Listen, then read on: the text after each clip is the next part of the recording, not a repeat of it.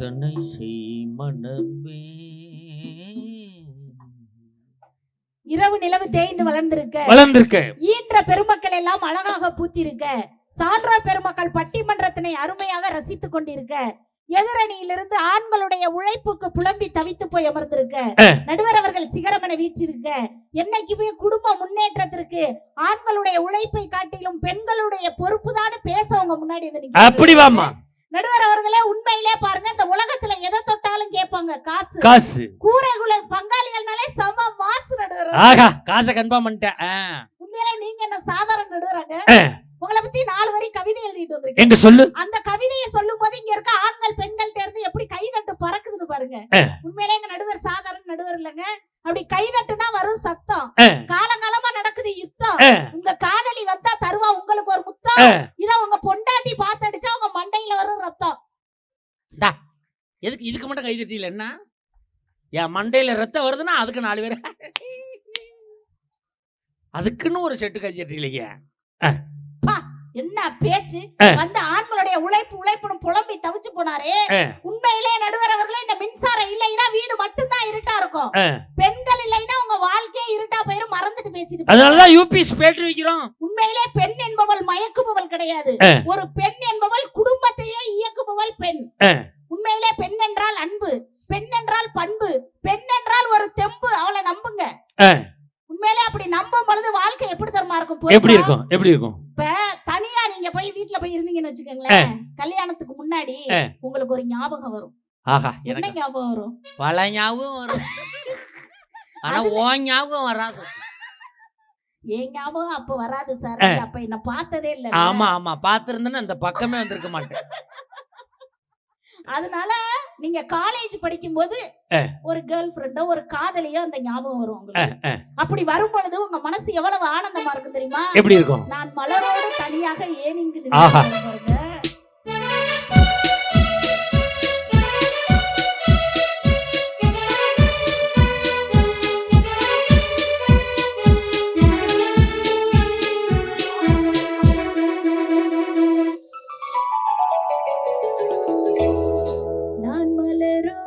தனியாக ஏன் இங்கு நின்றேன் என் மகராணி உனக்கான ஓடோடி வந்தேன். நான் மலரோடு தனியாக ஏன் இங்கு நின்றேன் என் மகராணி உனக்கான ஓடோடி வந்தேன். இல்லாமல் யாரோடு உறவாட வந்தேன் உன் இளமைக்கு துணையாக தனியாக வந்தேன். நான் மலரோடு தனியாக ஏன் இங்கு நின்றேன் உன் மகராணி உன்னைக்காக ஓடோடி வந்தேன்.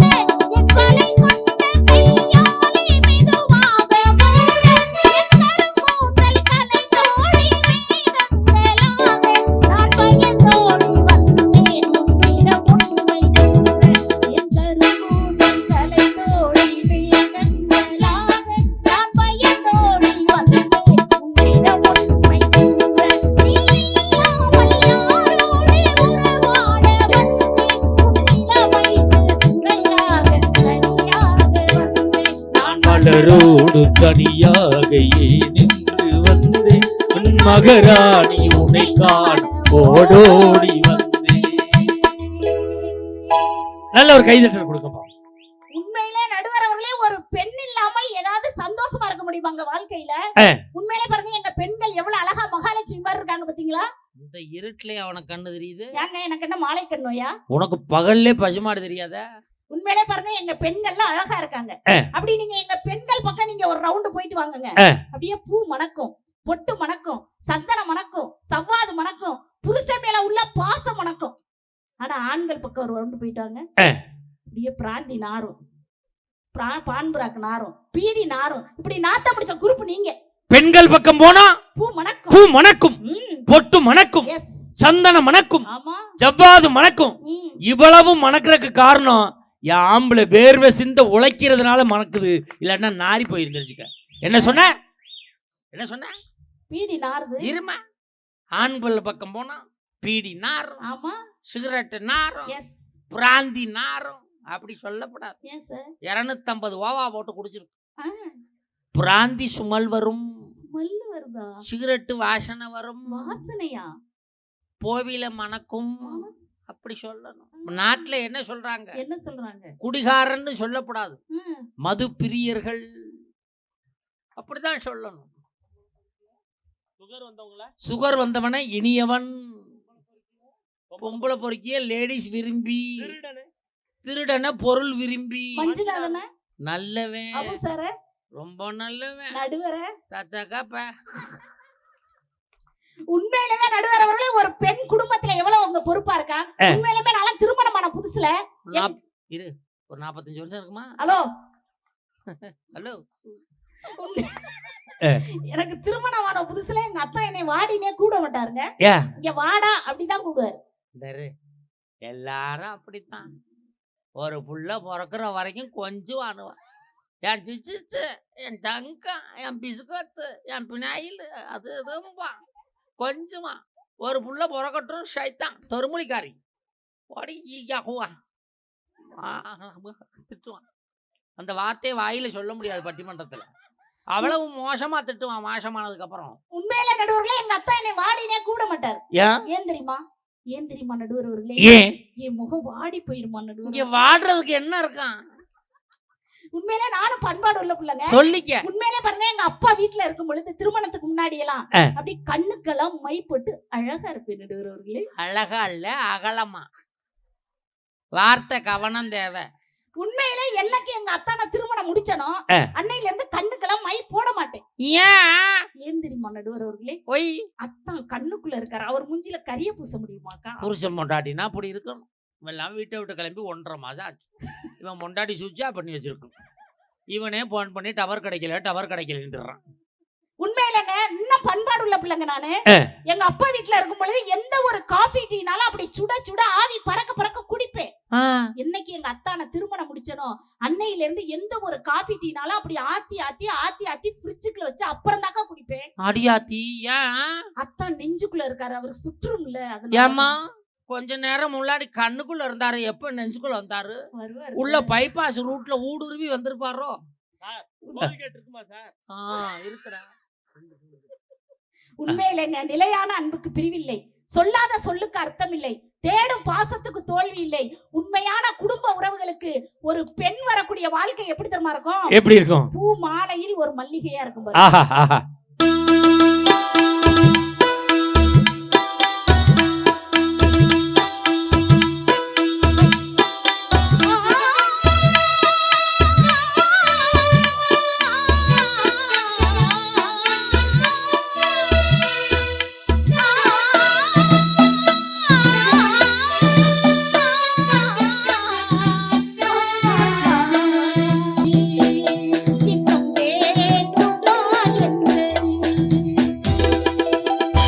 நல்ல ஒரு கைத்தட்டல் கொடுங்க பாப்போம்.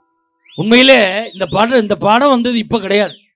1967 ஊட்டி வரை உறவு, சிவாஜி கணேசன் நடிச்ச படம்.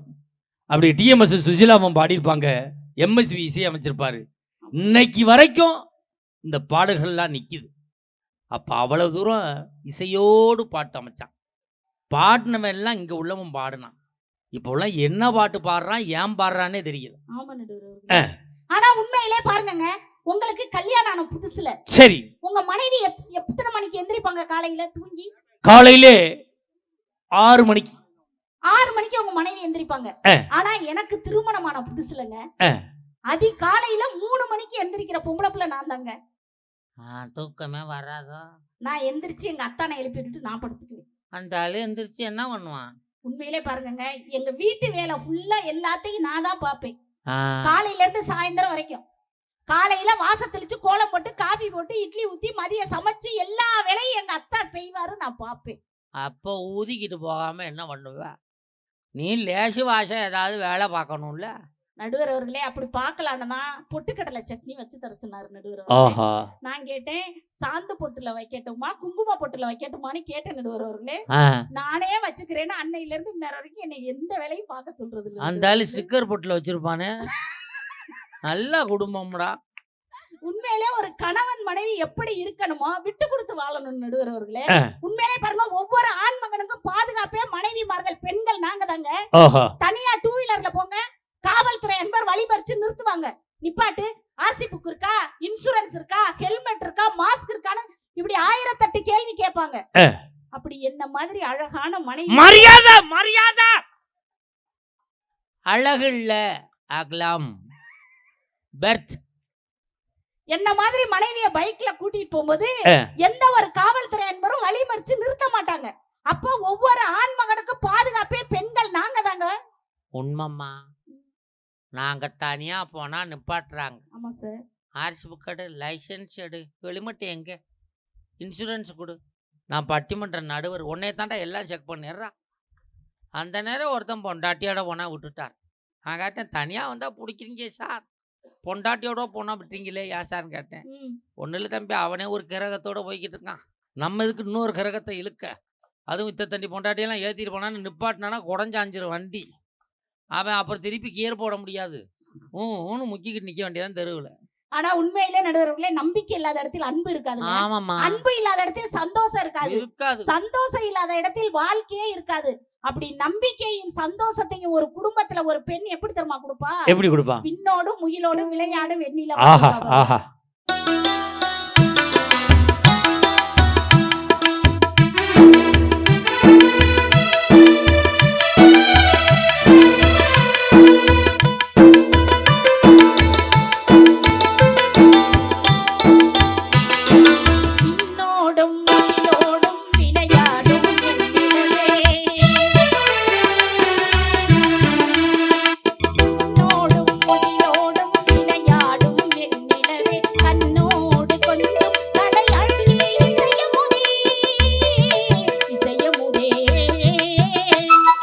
விண்ணோடும் முகிலோடும் விளையாடும் வெண்ணிலவே கண்ணோடு கொஞ்சம் கலையழகே இசையமுதே இசையமுதே.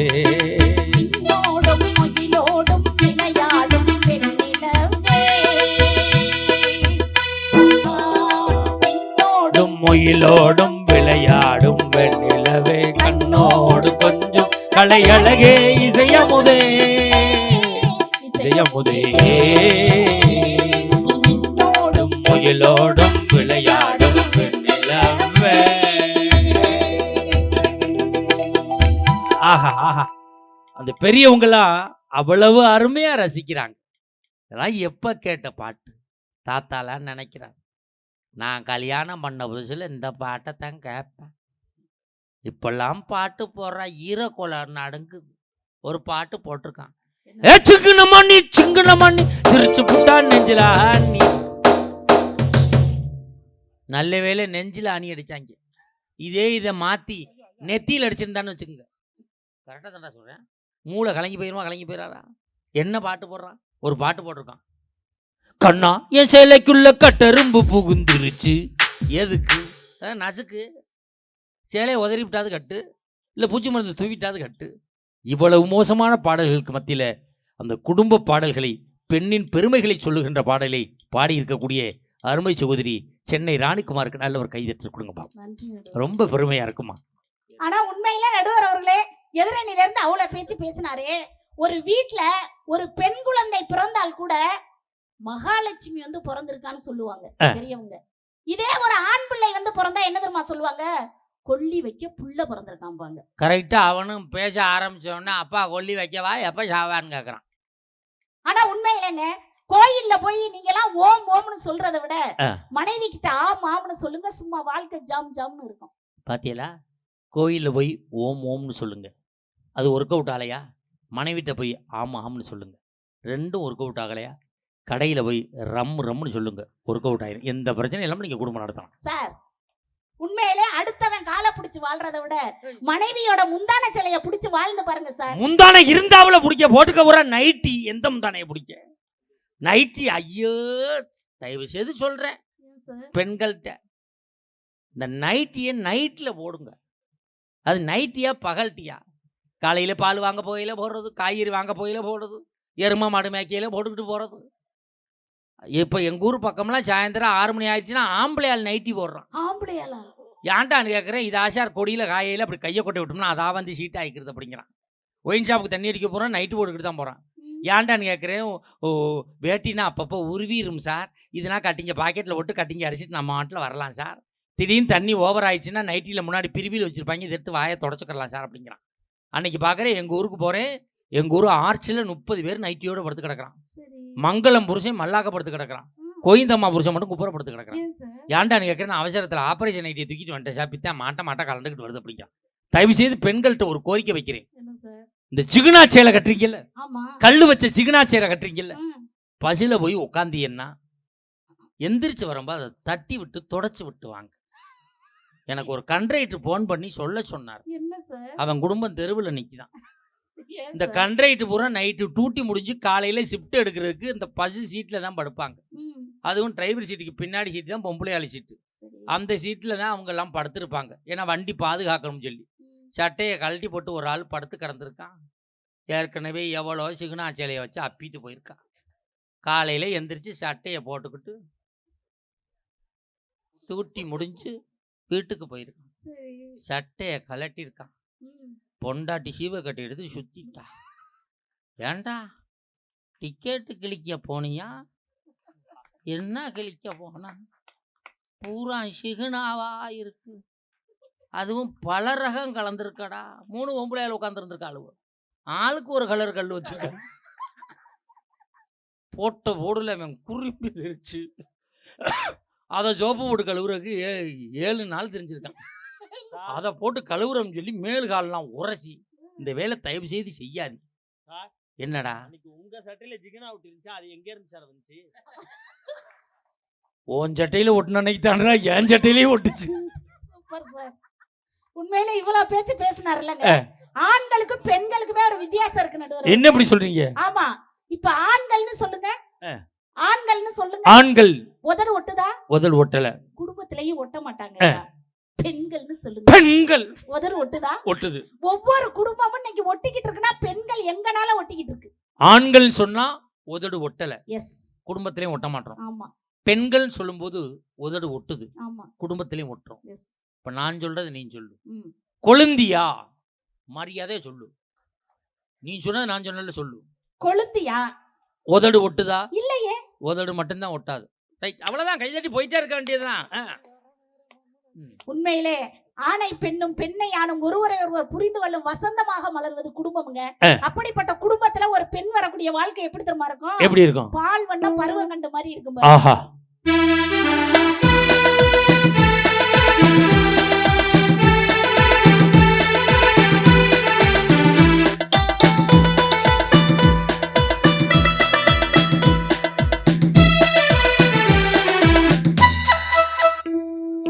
பால் வண்ணம் பருவம் கண்டு வேல் வண்ணம் வெளிகள் கண்டு மான் வண்ணம் நான் கண்டு பாடுகிறேன்.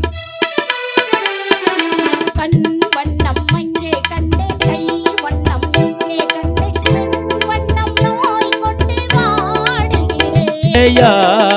பால் வண்ணம் பருவம் கண்டு வேல் வண்ணம் வெளிகள் கண்டு மான் வண்ணம் நான் கண்டு பாடுகிறேன்.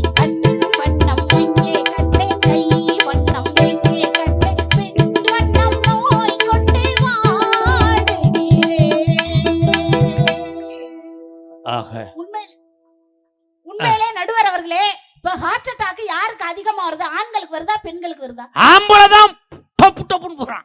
ஏன் தெரியுமா? ஆண்களுக்கு மட்டும் ஹார்ட் அட்டாக் வருது. ஏன் தெரியுமா? உண்மையிலே பாருங்க, கல்யாணம் ஆன உடனே என்னைக்குமே மனைவி கணவனை மட்டும் மனசுல குடும்பத்தை மட்டும் நினைச்சிருப்பா. ஆனா ஒவ்வொரு கணவனை நீங்க எல்லாம் என்ன தெரியுமா பண்ணுவீங்க? பக்கத்து வீட்டுக்காரையும் மனசுல வச்சுக்குவீங்க, எதிர்த்த வீட்டுக்காரையும் மனசுல வச்சுக்குவீங்க, படிச்சவளையும் மனசுல வச்சுக்குவீங்க, திருவிழா கூட்டத்துல பார்த்தவளையும் மனசுல வச்சுக்குவீங்க. இப்படி பெண்களை மனசுல ஏத்திக்கிட்டு இருக்கிறதுனாலதான் ஆண்களுக்கு எல்லாம் ஹார்ட் அட்டாக் சும்மா டப்பு டப்புன்னு போய்கிட்டு இருக்கீங்க. அருமையான பாயிண்ட். பெண்களுக்கு ஹார்ட் அட்டாக் அதிகமா வர்றதுல ஆண்களுக்கு தான் வருது. ஏன்னா நீங்க மனசுல புருஷனை மட்டும் வச்சிருக்கீங்க, அதனால ஹார்ட் அட்டாக் வரல. ம். நாங்க பக்கத்து வீட்டுக்காரி, ஏத்து வீட்டுக்காரி, பட்டிமன்றத்துக்கு வந்தவ, அங்க போனவ, இங்க போனவ எல்லாரையும் மனசுல வச்சிருக்கோம். ஆமா. சார், ஆ, வேலைக்காரி இந்த லிஸ்ட்ல விட்டுருச்சு சார். சரிடா, உன் பிரச்சனையை சேர்ப்போம்டா. இவ்வளவும் எல்லாரையும் மனசுல வச்சிருக்கனால எங்களுக்கு அட்டாக் ஆமா வருது. சார். அப்போ ஒரு ஆம்பளை சாவறது ஒரு பொம்பளையால, அதானே சொல்றேன். ஹலோ. நான் சொல்றது நியாயமா நியாயம் இல்லையா சார்? இத்தனை பொம்பளை இருக்கிறதுனால தானே ஆம்பளை சாப்பிட்றான். அப்போ ஆம்பளை சாவறது பொம்பளையால. அப்படியெல்லாம் நீ இல்ல. எத்தனை பேர் மனசுல போய் உட்கார்ற? நீ கோச்சுக்கிட்டு போக வேண்டியானே, இது சரியா வராதுங்க நம்மளுக்கு. எங்க போய் புரிஞ்சு இருக்காரு அப்படின்னு போய் வேண்டியா, நீ அவன் மனசுல போய் உட்கார்ற? அவன் தான் புரிஞ்சு உட்கார வச்சாலும் உனக்கு ஒரு அறிவு வேணா?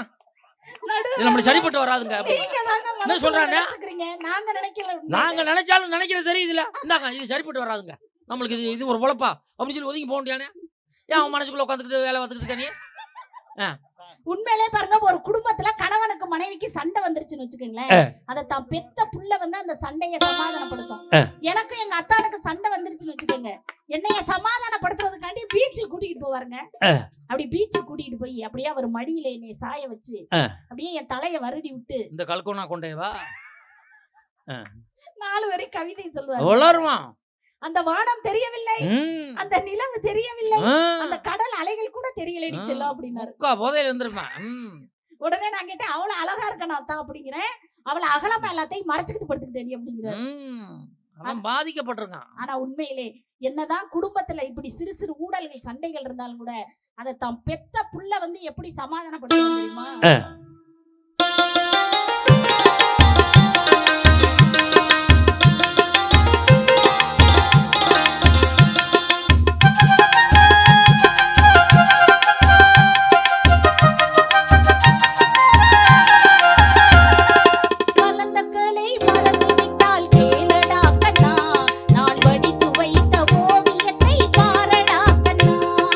குழந்தைகளை மறந்து விட்டால் கேளடா கண்ணா, அவள் வடித்து வைத்த ஓவியத்தை பாரடா கண்ணா.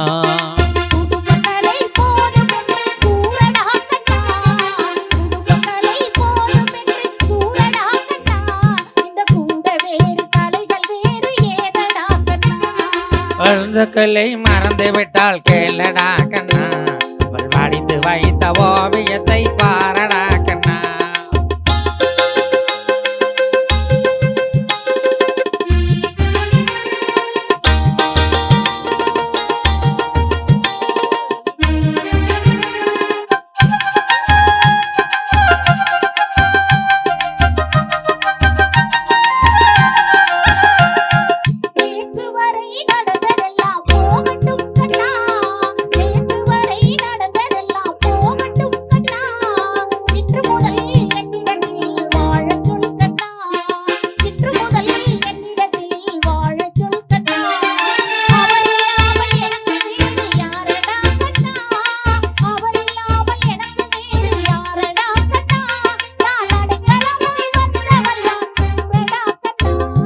குழந்தைகளை மறந்து விட்டால் கீழடா கண்ணா, அவள் வடித்து வைத்த ஓவியத்தை பாரடா கண்ணா.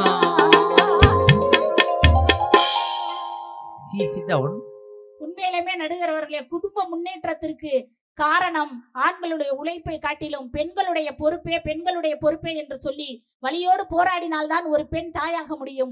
இருளோடு போராடினால்தான் புழு வண்ணத்து பூச்சியாக முடியும். மண்ணோடு போராடினால்தான் விதை மரமாக முடியும். வாழ்க்கையோடு போராடினால்தான் ஒரு மனிதன் வரலாறு படைக்க முடியும். அப்படி வரலாறு படைக்க காரணம் பெண்களுடைய பொறுப்பே என்று சொல்லி இதுவரை கேட்டு சுவைத்த உங்களின் திருப்பாதங்களை பணிந்து நன்றி கூறி விடைபெறுகிறேன். நன்றி, வணக்கம். அருமையான பேச்சு, அருமையான பாட்டு. வாழ்க வளமுடன். நீ சென்னையிலேருந்து வந்திருக்க, நாளைக்கு நிகழ்ச்சி இருக்கா? யார் சொன்னா? நல்லா காசு வாங்கினா அதுக்கு ஒரு சிரிப்பு தான் சிரிக்குதுங்க. கொடுத்தவங்க வைத்தறிச்சல் எல்லாமே. உண்மையிலே நீங்கள் சிரிப்பது தான் எங்களுக்கு மன மகிழ்ச்சியாக இருக்கிறது. அவ்வளவு அழகா ரசிக்கிறீங்க, அவ்வளவு அழகா சிரிக்கிறீங்க. இப்படித்தான் இருக்கணும். சில ஊர்லன்னா எங்களை கொல்றதுக்குன்னே ஆள் இருப்பான். போன வாரம் ஒரு பட்டிமன்றத்தில் விழாக்குழு முன்னாடி 3 பேர். நாங்கள் எந்த ஜோக்கு சொன்னாலும் சிரிக்க மாட்டானோ. என்னடான்னு விசாரித்து பார்த்தா வசூல் பத்தலை.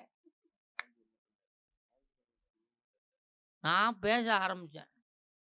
விழாக்குழு தலைவர் எப்படி எங்களை பொன்னாடை பத்திட்டு தர்மகர்த்தா எல்லாரும் எங்களை பொன்னாடை பற்றி எப்படி வரவேற்றாங்க. அவர் வந்து மைக்க பிடிச்சாரு. இப்போ சிரிப்பு காட்டு இங்கே வந்திருக்காங்க. இந்தரா வேலுமணி நல்லா தெரியாது, மரியாதை இல்லை. இங்க சோக்கு இந்தடா டேய் நல்லா தெரியாது, நீ நேற்றுலேருந்தே சரியில்லை. பட்டிமன்ற தலைப்பு மரியாதை கட்டு போயிரு, இவங்க என்ன மாடு மேய்க்க ஆட வந்திருக்காங்க அப்படின்னு போயிட்டார். நாங்கள் மாடு மேய்க்க போனோம்.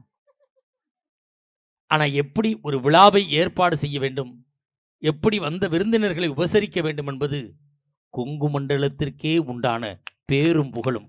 அதை சரியாக இந்த மண்ணும் மக்களும் செய்து கொண்டிருக்கிறீர்கள். இப்படிதான் இருக்கணும். வாழ்க்கைனா அப்படித்தான் இருந்தால் தான் சந்தோஷம்.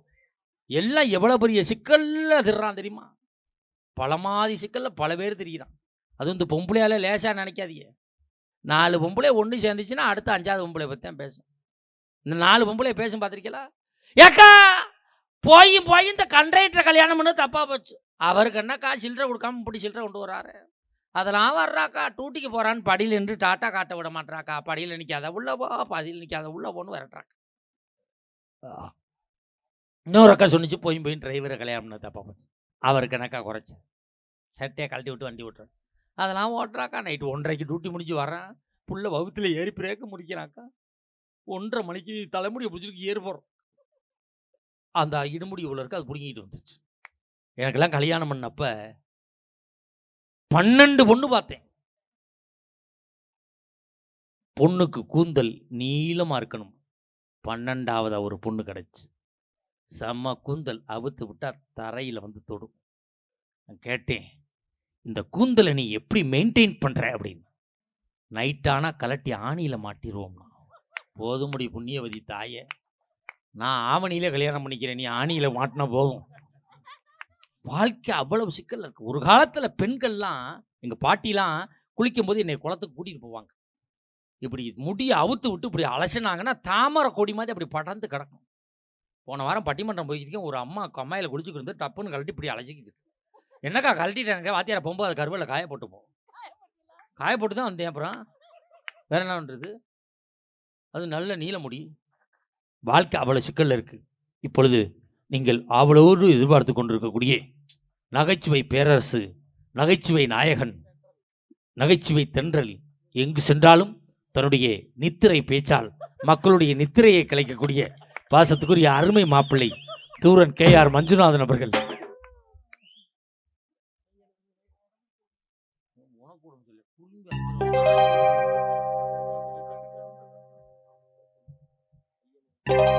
Hello hello hello hello. நான் சிவசிவான்னு சிவன வருந்து எல்லோ சிவபாதஞ்சரணமிட்டு முன்ன வருந்து எல்லோ மும்பாதஞ்சரணமிட்டு சரணோஞ்சரணமிட்டுதாய கோலகுரத்துக்காரி அத்தனூரம்மா சாச்சனம்மா உம்பாதோ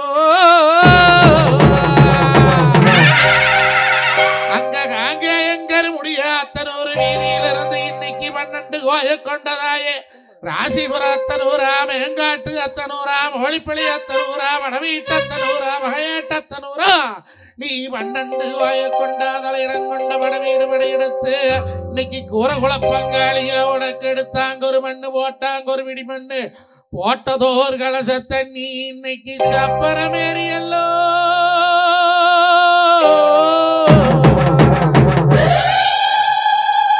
உனக்கு சந்தாவரணம் கட்டி எந்த இன்னைக்கு கோட்டை எல்லை விட்டு வீட்டு எல்லைக்கு என்ன விதமாடி வாரா. அங்க மேராடு காசி மண்ணும் படையெடுத்து வாரையில கூறவுகளை கவண்டவங்க கொண்டை அவுத்துட்டு கோட்டைக்கு ஒரு போருட்டு அங்க தண்ட சிலுங்க தண்டனைக்கு உட்பட்டு இந்த வர கோலையுமா இன்னைக்கு பந்தங்கையில் எடுத்து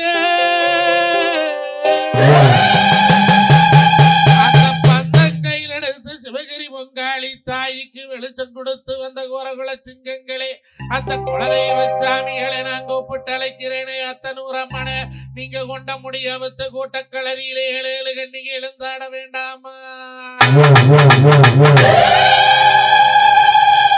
தாயே அத்தனூரா, சாமி பிறந்த மலையாள எல்லையிலே உடன் பிறந்த 7 கன்னி 7 தெய்வ கன்னி சட்டியாடு லாட கன்னி சண்டி முண்டி சாமண்டி வாராகி பிரம்மி அருங்காணி தங்கம் மகேஸ்வரி முப்படாதி அம்மனை வட வீட்டு எல்லையிலே ஆத்தா நீங்க அசஞ்சாடும் பொங்கரகோ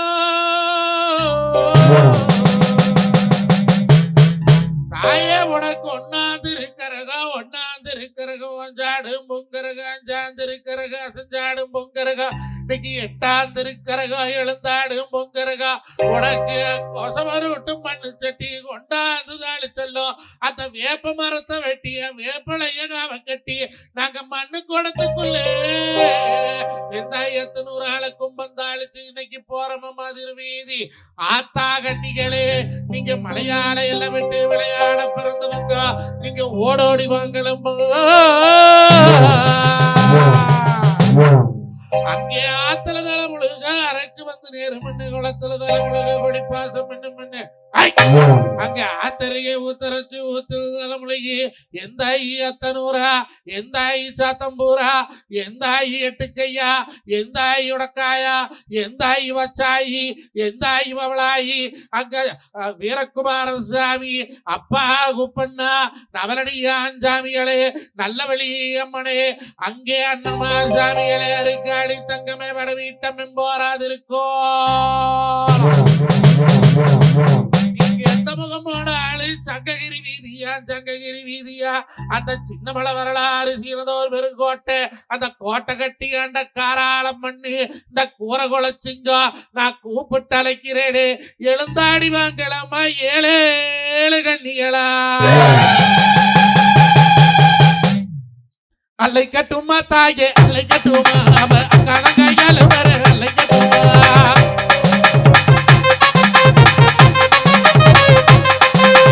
அழைக்கட்டுமா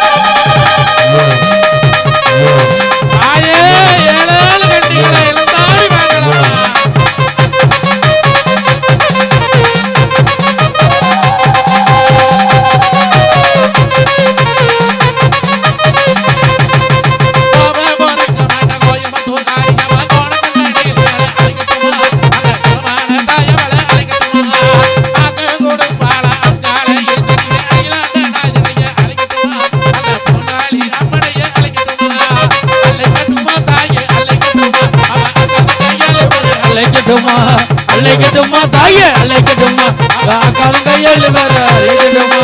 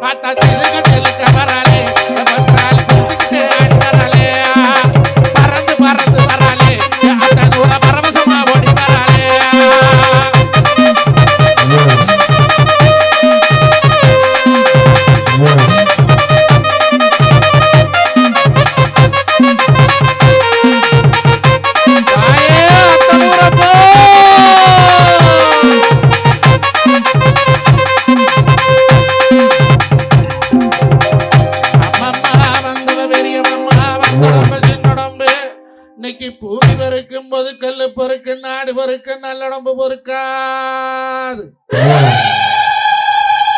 இந்த கூறகுளக்கவண்டையா எடுத்ததோர் திருவிழாவே இன்னைக்கு ஏத்த தர்ம கருத்தா இல்லடமு ராஜேஷ் பார்த்த தர்ம கருத்தா பக்க வந்த ராஜேஷ் இன்னைக்கு தலையான தலைமை கொண்டு தலகாட்டு நூறு கொண்டு அத்தாத்த நூறு அசைஞ்சு வந்த போதும் தாயி இன்னைக்கு வந்தவ பெரியவம்மா வந்தொடம்பு சின்னொடம்பு அம்மா நீ கொண்டடங்க வேணும் அம்மா கொண்டடங்க வேணும் அம்மா கொண்டடங்க வேணும் அம்மா